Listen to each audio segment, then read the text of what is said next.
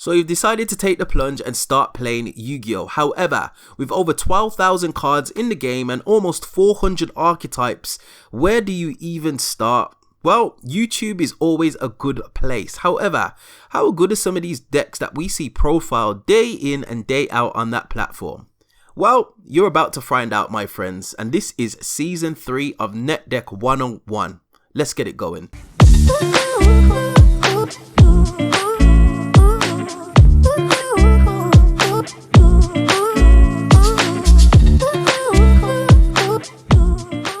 What's going on, guys? Welcome back to the channel. You know who it is by now, Jimothy. So ladies and gents, we are back, Season 3 Net Deck 101, and we are back with an absolute banger. We are looking at Hakuna Matata's Naturia Ishizu deck. Now, what I will say, ladies and gents, is this took me so long to find some recordings for because people were just scooping left, right, and center. And as soon as they seen either Nat Beast hit the field or any kind of Ishizu stuff, they was just hitting that surrender button. So I'm not going to waste too much time, ladies and gents. I'm going to get straight into the profiles and I will see you at the end for the review.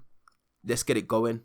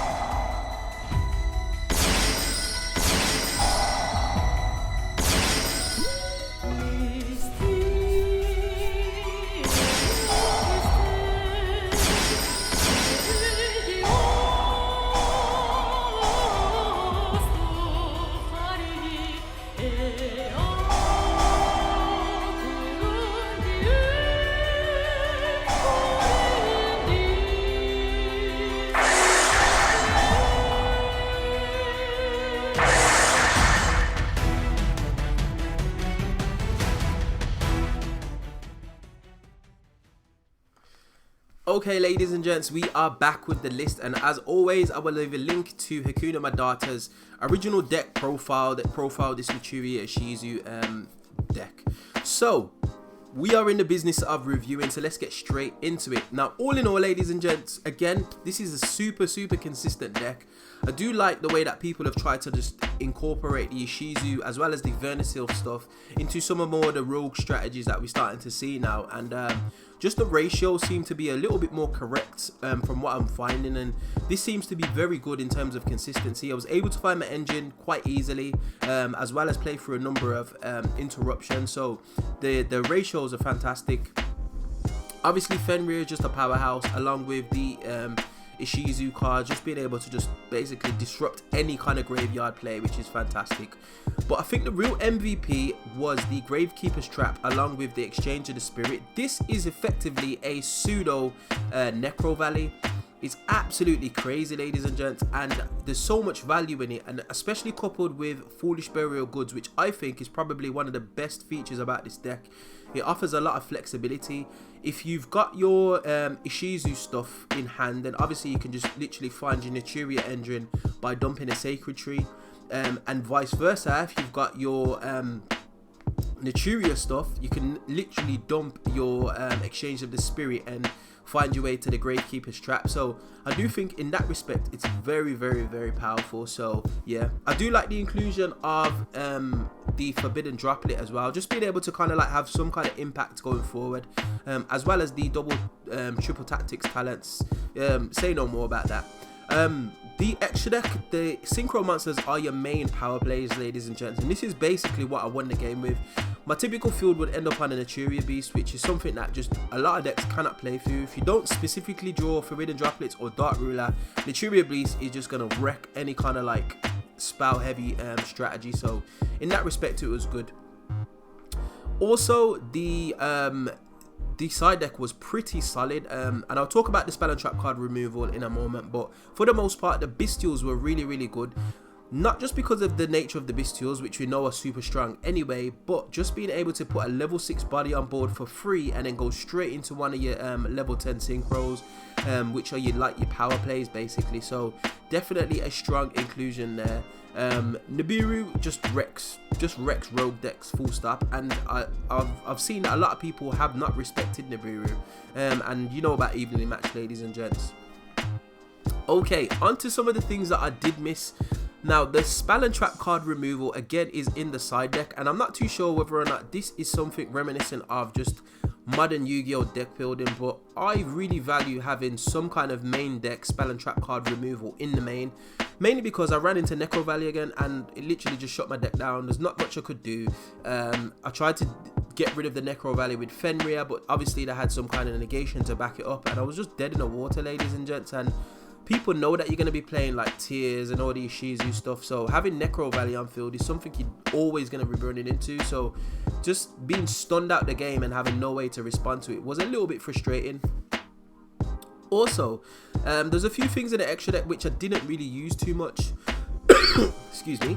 Crystron, Quarian, Gandrax, good card. I didn't really go into it too much, as well as also the Earth Charmer immovable.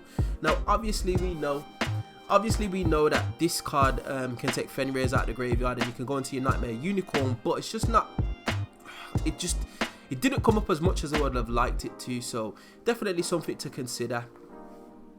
But all in all, ladies and gents, like I said, a very consistent list. I just wish that there was some more main deck removal, and the only negative thing I could say about this list, well, about this deck should I say, is more so the size of the monsters that it puts on field. Naturia Barkion is your biggest beat stick, quote unquote, with 2500 attack. Now excuse me, a Bestial could just crash into that and get rid of it off the field. Naturia Beast is only 22, so it's squishy as it is. Obviously you've got your, where's it gone now?